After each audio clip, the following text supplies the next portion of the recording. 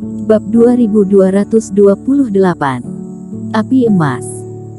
Namun di saat ini, pemuda fase transendensasi yang dia remehkan itu berhasil menyelesaikan semua hanya dalam waktu setengah batang dupa saja, bahkan lebih singkat dari itu.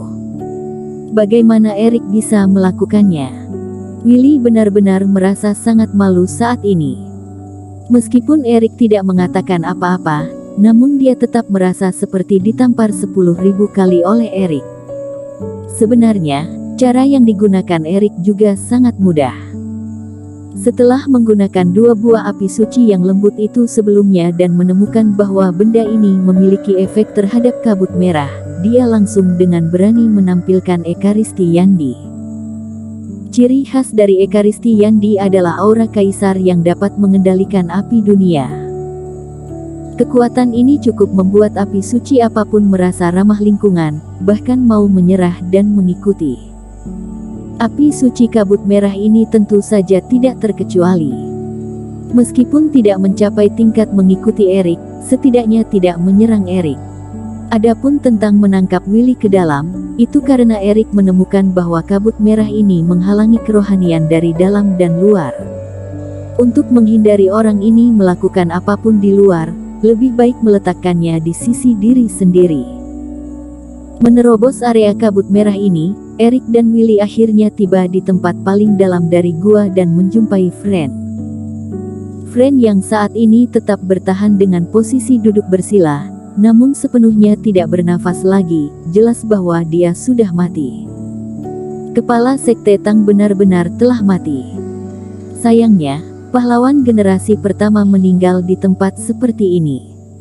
Jika bukan karena kita masuk, mungkin selamanya tidak akan ada yang tahu. Willy memandang platform itu dengan hatinya yang tersentuh.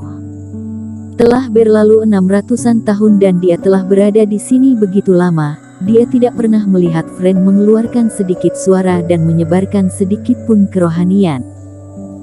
Willy sudah memiliki keraguan mengenai hidup atau matinya Fren sejak awal dan sekarang dia akhirnya mendapatkan keinginannya yaitu melihat fakta tersebut. Namun, teman seiman Qin, apakah kamu tahu api yang mengambang di sisi kanan itu apa? Ucap Willy. Setelah masuk, Erik juga melihat api emas yang mengambang di udara itu. Benda tersebut dengan Fren saling sejajar dan mengambang di udara dengan sedikit bergerak. Sebelumnya, kedua orang ini tidak bisa melihat dengan jelas segala sesuatu yang ada di dalam dari luar. Namun, saat ini dapat melihat bahwa itu adalah sekelompok api sebesar gumpalan tangan yang bersinar dengan cahaya keemasan. Hanya saja, berbeda dengan aura kekerasan api suci, api emas tersebut tidak mencolok dan sangat terkendali. Tampaknya tidak mengancam sama sekali. Dan di dalam gerakan pembakarannya, terkadang terlihat beberapa pola yang rumit dari dalam. Seolah-olah benda ini bukanlah api, melainkan sejenis benda yang terbungkus emas. Api emas digunakan untuk menyembunyikan benda berharga di dalamnya.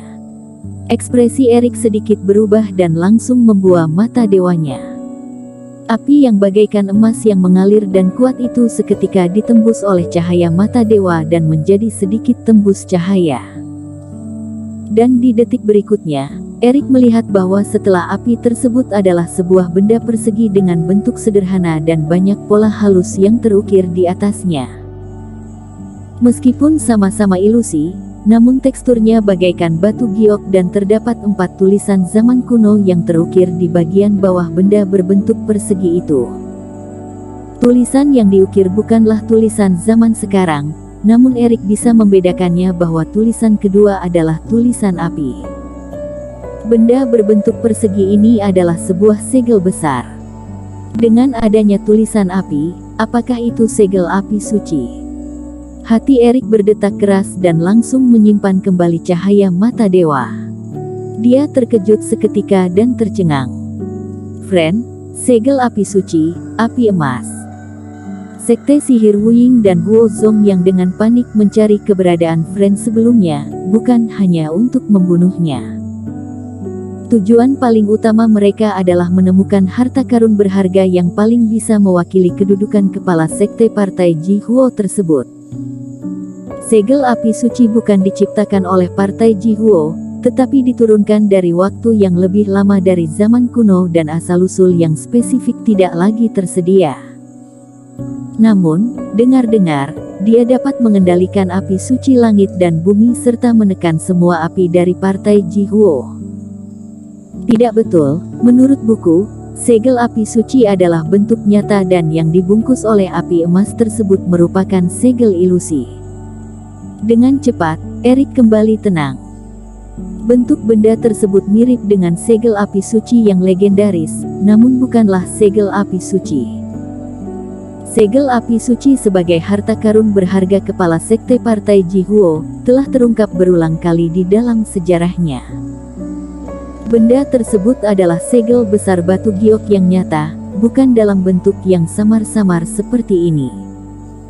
Apalagi Teddy dan yang lainnya pergi ke Gunung Api Dewa seharusnya sudah mendapatkan hasil dari penemuan rahasia oleh tokoh kuat. Ini merupakan tempat paling dalam dari Sungai Fenyan dan berjarak ribuan mil dari Gunung Api Dewa serta terdapat banyak kabut. Teman seiman Qin, menurutku, api emas ini merupakan benda berharga untuk memecahkan gua. Kita langsung mengambilnya dan mempelajarinya dan pasti dapat menemukan cara untuk pergi. Ucap Willy dengan bersemangat. Willy tidak memiliki mata dewa dan hanya bisa melihat api emas. Oleh karena itu, dia tidak memiliki keraguan seperti Erik dan bersemangat hanya karena mendapatkan cara yang mungkin dapat mengeluarkannya. Kali ini, Willy tidak memiliki niat yang lain dan benar-benar berpikir seperti itu. Melakukan sesuatu tentu saja harus melihat kemampuan diri sendiri. Jika Erik tidak berhasil memecahkan kabut merah, dia ingin mengendalikan nasibnya sendiri. Namun, Erik sudah terbukti memiliki kemampuan untuk pergi dari tempat ini dan dia juga bersedia bekerja sama. Sikap Willy terhadap Erik juga sedang terjadi perubahan. Bersambung. Bab 2229. Friend yang sebenarnya. Meskipun kultivasi Erik lebih rendah darinya, namun dilihat dari kondisi sekarang setidaknya dalam hal memecahkan api yang ditinggalkan Friend, Erik jauh lebih hebat darinya. Namun, Erik hanya menatap sekilas Willy dan berjalan ke sisi yang lain, yaitu depan jenazah Friend. Benda berharga kapanpun bisa diambil, tidak bermasalah. Bagaimanapun, Friend merupakan ayah Febrina dan kakek Jesse. Dia berhubungan erat dengan kedua orang itu, bagaimana mungkin dia meninggalkan jenazah Friend dan pergi hanya dengan mengambil api emas. Setidaknya juga harus membawa kembali jenazah Friend untuk dikuburkan, tidak ditinggalkan menderita di tempat terpencil ini. Kepala Sekte Tang, permisi. Erik mengulurkan tangan dan menekan bahu Friend. Di saat dia hendak memasukkannya ke dalam tas penyimpanan, dia melihat sebuah slip giok yang terletak di pelukan Friend. Namun, ketika sudah menekan Friend, Erik tidak peduli dengan apa sebenarnya yang ada di dalam slip giok tersebut. Karena ada sebuah cahaya yang melintas di matanya dan tiba-tiba menyadari bahwa Friend ternyata masih memiliki nafas. Sangatlah lemah dan hampir tidak dapat dirasakan. Namun, setidaknya sebagian dari jiwa dewa Friend masih hidup, belum mati. Saat ini, jika dia menyalurkan energi kehidupan yang cukup ke dalam tubuh Friend, maka dapat mengaktifkan aura jiwa dewa tersebut. Tentu saja, jika dia menamparnya akan menghancurkan laut kesadaran Friend dan jiwa dewa tersebut juga akan menghilang. Jika dirinya membangkitkan kembali jiwa dewa tersebut, apakah akan tahu tentang rahasia pada waktu itu? Pilihan seperti ini tidaklah sulit. Erik tidak berdendaman sama sekali dengan Friend, bahkan menyelamatkan Febrina dan Jesse. Menurut pengalaman Friend yang jujur di masa lalu, meskipun kemampuannya telah sepenuhnya pulih juga tidak akan membalas kebaikan dengan kebencian. Lagi pula, itu hanyalah aura seuntai jiwa dewa saja, lebih lemah dari Willy yang di sampingnya. Aura hidup dan mati mengalir di dalam tubuh. Erik menekan di atas kepala Fren, menghirup energi kematiannya dan memasukkan energi kehidupan. Jiwa dewa yang seolah-olah sedang berhibernasi itu seketika perlahan hidup kembali di bawah nutrisi dari Reiki dan energi kehidupan. Erik merasakan sudah cukup dan melompat ke belakang melepaskan Fren. Setelah Erik mendarat, hembusan angin yang tidak bersumber tiba-tiba keluar dari dalam tubuh Fren, yang bertiup menggerakkan pakaian dan rambut Fren, dan debu di tubuhnya juga semuanya menghilang. Di dalam gua itu angin bertiup kencang dan berguncang tanpa henti. Kemudian, sebuah energi kehidupan yang kuat meledak keluar dari dalam tubuh Fren. Rambut, alis, bahkan kumis yang awalnya berwarna putih seketika diwarnai warna emas. Tubuh Fren bersinar dan suara derak dari tubuhnya seperti sebuah segel tertentu dipecahkan. Tiba-tiba, Fren mengangkat kepalanya dan membuka mata yang tadinya tertutup. Saat ini, Fren berkekuatan kuat, sepasang matanya tegas bagaikan listrik, seolah-olah kembali ke zaman dia mengendalikan partai Jihuo itu. Benar-benar jauh berbeda dengan Fren yang dipalsukan oleh Willy sebelumnya. Kepala Sekte Tang ternyata belum mati. Willy sedikit terkejut ketika melihat Fren bangkit. Erik juga menatapnya dari samping. Setelah membuka mata, Fren menghela nafas terlebih dahulu. Kemudian, matanya menyapu sekeliling dan akhirnya menatap kedua orang itu. Erik juga tetap diam menunggu Fren beradaptasi dengan segalanya. Junior, kamu yang membangunkanku. Sudah ratusan tahun berlalu sejak aku mati bukan? Fren tiba-tiba berbicara, dia mengabaikan Willy yang berdiri di samping dan hanya memandang Erik. Sudah berlalu 600-an tahun sejak senior menghilang, ucap Erik. Hanya dengan kultivasi fase transendensasi yang kamu miliki, dapat masuk ke dalam ini tanpa merusakkan api suci kabut merahku. Metode api yang kamu latih benar-benar bagus. Fren sedikit mengangguk dan memuji Erik dengan tulus. Apakah saudara tahu bagaimana dengan partai Jihuo sekarang dan keluarga Tang aku? Hati Erik sedikit bergerak, setelah Fren bangkit, dia masih tetap peduli dengan partai Jihuo. Apakah senior bisa menerima gambaran kerohanian? Setelah berpikir sejenak, Erik berkata, penjelasan seperti apapun tidak lebih nyata dari pengantar singkat dari jiwa dewa. Bisa. Fren mengangguk. Dan juga senior, aku tahu bahwa kamu sekarang memiliki sebuah metode yang dapat menyebabkan mati bersamaan.